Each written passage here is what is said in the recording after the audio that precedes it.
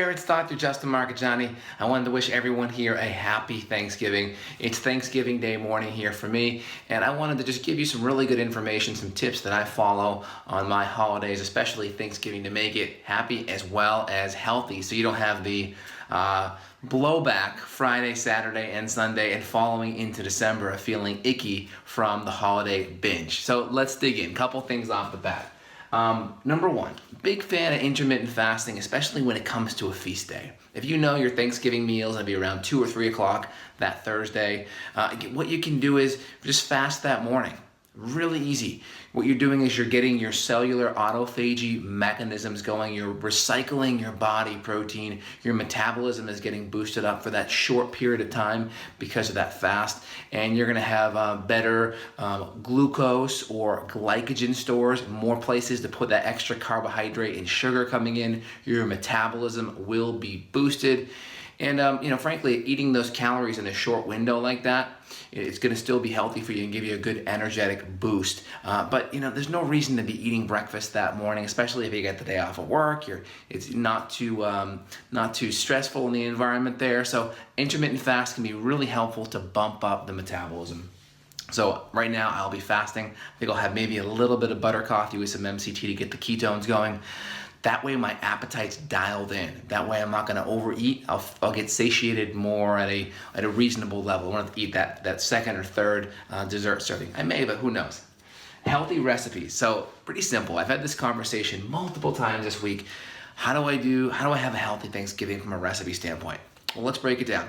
Number one, if you have control over it, that's great. So if it's your Thanksgiving and it's your house and it's your food, then you got full control over it, all right? If you don't, you probably want to bring 1 or 2 pieces that you know you can have. For the most part, everyone's going to have turkey. That's going to be typically safe, right? Turkey's going to be safe. Cranberry sauce will typically be safe. If there's any green beans or if there's any potatoes will probably be safe. If they have sweet potatoes, be a little bit better, right? Because that's lower in the glycemic index. You can throw a little butter on there and some cinnamon. Cinnamon will help with your blood sugar sensitivity, help you squirt out less insulin, which will be better for your metabolism. So your turkey's pretty good. Cranberry sauce, pretty good depending on how sugary it is, but in general, not too bad. Potatoes, sometimes sweet potatoes or yams, sometimes green beans. So you typically have some good options there.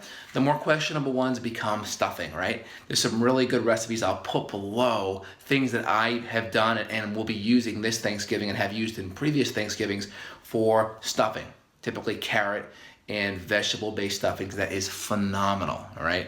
So you have your stuffing, you obviously have your desserts, whether it's an apple pie or an apple crisp. I have 1 recipe or 2 on the site for that, justinhealth.com.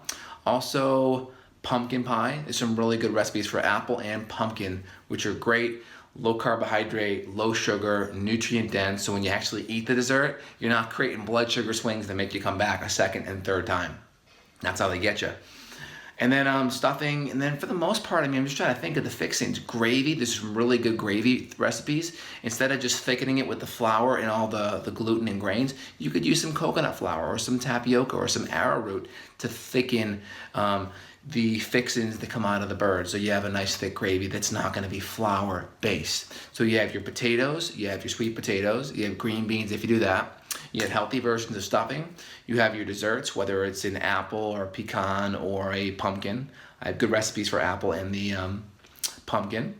And then after that, make sure food quality is there. If you have the ability and you're buying the turkey, spend the extra bit and get it organic or at least free range, because then you're not getting all the GMOs and the pesticides and the chemicals. Especially if you plan on eating leftovers, you don't want all those toxins resurfacing Saturday, Sunday, Monday into the next week. So if you're making it, spend the extra bit and get the hormone-free ingredients and step it up and do the organic if you can. Again, from a nutrient density standpoint, it'll be way better.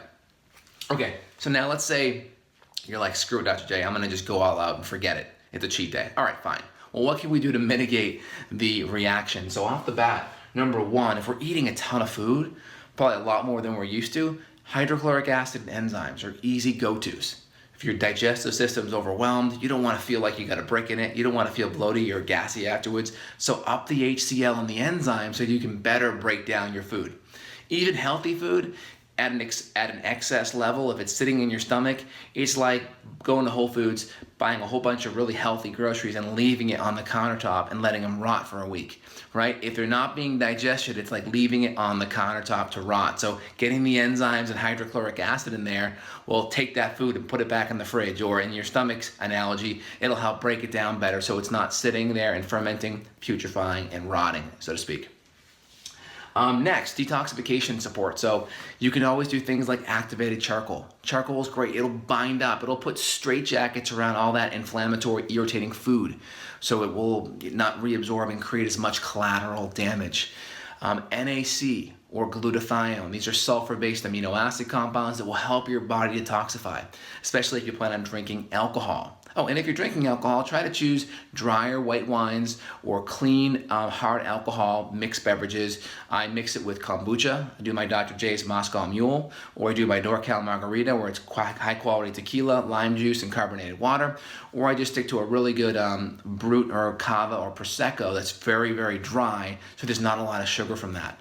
And try to stay away from the high amount of histamines and foods that may have, or alcohol that may have a lot of gluten or other cross-contaminants in it, like red wines, mold, mycotoxin stuff from that, and then obviously beer and mixed drinks. Try to stay away from that. Try to keep it to harder alcohols that are cleaner, less, ideally no added sugar, unless we're doing a nice low sugar GT Days kombucha, and then a nice dry Prosecco. So supplements here: digestive support to break food down better. Detox support can range from NAC to vitamin C to glutathione to activated charcoal. Intelligent exercise. So I got my kettlebell over here and some push-up stuff. So what I'm gonna do is I'll do some kettlebell swings before I eat, half hour. I'll do some rows on my TRX. I'll do some push-ups to failure, and I'll do a couple of reps of those, a couple of sets of those throughout the day, just to keep my glycogen stores empty or depleted as much as possible. So imagine your muscles like a sponge. So if you ever use a sponge on your countertop, you wring it out first really well, and then you sop up the water, right? Why do you wring it out? Because if you don't wring it out, the sponge loses its absorptive qualities, right? So think of your muscles like a sponge. The idea of doing that exercise is wringing the glycogen out, and then now when that muscle is fully wrung out, it has more absorptive qualities to take in what?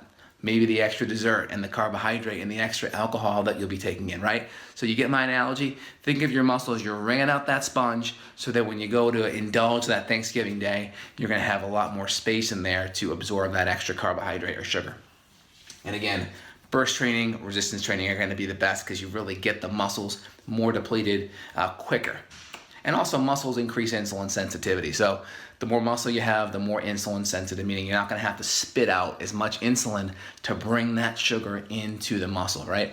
More insulin equals more inflammation. So we wanna keep the insulin curtailed, keep it as low as possible. And also good, better, best. If you have options, let's say you're like, Dr. J, I'm too stressed, I'm going over his person's house, I don't have the ability to choose. Well, just good, better, best. We know the turkey for the most part is gonna be pretty clean. Great. If you don't have yams or sweet potatoes, choose regular potatoes. If you can forego the gravy, fine. Or if you can get a healthier option, or just do the trimmings. Just don't have it even mixed in with the flour. Just ask for some trimmings and then put some of that on there. That's phenomenal.